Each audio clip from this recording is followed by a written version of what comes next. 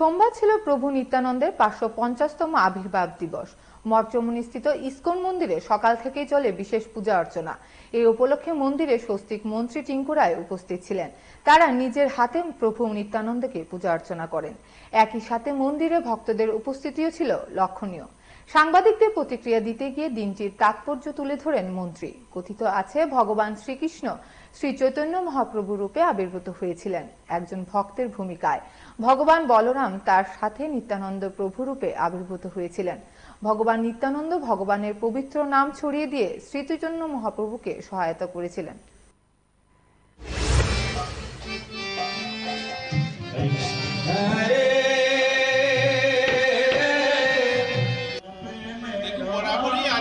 সময়ের কারণে হয়তো আসা হয় না মন্দিরে, যখনই সুযোগ পাই আসি। আজকে একটা বিশেষ দিন, নিত্যানন্দ ত্রয়োদশী।